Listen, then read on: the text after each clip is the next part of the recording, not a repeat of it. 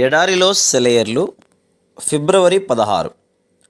నేను నిన్ను బాధపరిచితినే, నేను నిన్నిక బాధ పెట్టను. నహూము గ్రంథం 1:12. బాధకి అంతు ఉంది.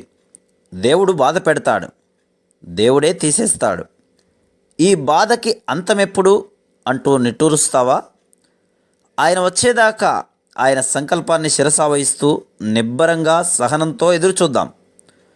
శిక్ష పొందడం వల్ల మనకి కలగవలసిన ప్రయోజనమంతా కలిగిన తర్వాత దేవుడే ఆ శిక్షను తొలగిస్తాడు. శ్రమ ఏదైనా మనల్ని పరీక్షించడానికి వస్తే మనం ఆయన్ని స్తుతించి ఆయన గురించి సాక్ష్యమిచ్చి ఆయన్ని మహింపరిచిన తర్వాత అది అంతమవుతుంది.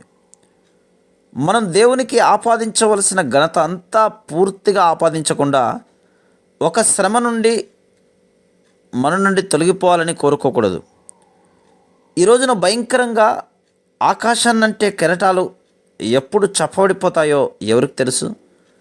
సముద్రం గాజులాగా నిర్మలంగా అయితే సముద్ర పక్షులు అలలతో ఎంత త్వరగా ఆటలు ఆడుతాయో మనకేం తెలుసు? శ్రమకాలం గతించినాక పనలను దొల్లగొట్టి తూర్పారబట్టడం అయిపోయినాక గాదెల్లో ధాన్యం నిండుతుంది. ఇప్పుడు ఎంత దుఃఖంలో ఉన్నామో కొద్ది గంటలు గడిచాక అంత సంతోషభరితులమవుతాం. రాత్రిని పగలుగా మార్చడం ప్రభువుకి కష్టమేమీ కాదు.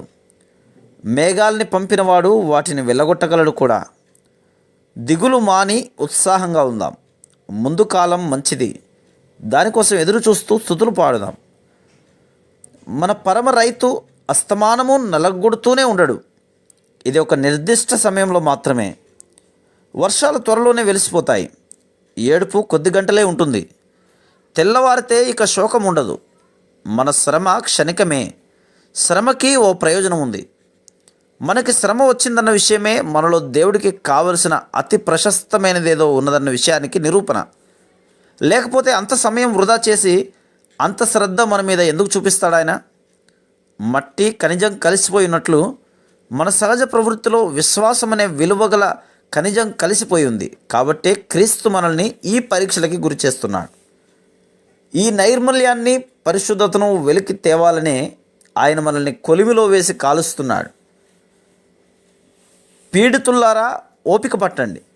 ఆ కష్టాలు మనల్ని నిత్య మహిమ వారసులు చేసినట్టు మనం చూస్తాం. ఆ ఫలితం ఇప్పటి కష్టాలను మర్చిపోయేలా చేస్తుంది.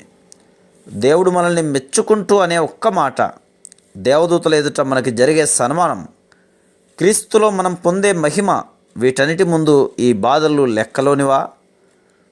గోడ గడియారానికి బరువుగా వ్రేలాడే లోలకం, ఓడని స్థిరపరచడానికి వేసే బరువులు అవి సరిగా పనిచేయడానికి అవసరం. మన ఆత్మీయ జీవితంలో శ్రమలు కూడా అంతే. అంతులేని ఒత్తిడిని ఉపయోగిస్తేనే పరిమళాలు తయారవుతాయి. ఉన్నత శిఖరాల్లో మంచు కురిసే చోట్ల కళ్ళు మిరుమిట్లు గొలిపే పూలు పూస్తాయి. కంసాలి చేతుల్లో ఎక్కువ దెబ్బలు తిన్నదే ఎక్కువ విలువ గల వజ్రం. శిల్పాలు ఎంత అందంగా తయారవ్వాలంటే శిల్పి చేతిలో అన్ని ఎక్కువ ఉలి దెబ్బలు తినాలి. ఇవన్నీ నియమాలే. ఇవన్నీ అతి జాగ్రత్తగా అంచనా వేసి ముందు చూపుతో చేసేవే. Praise the lord.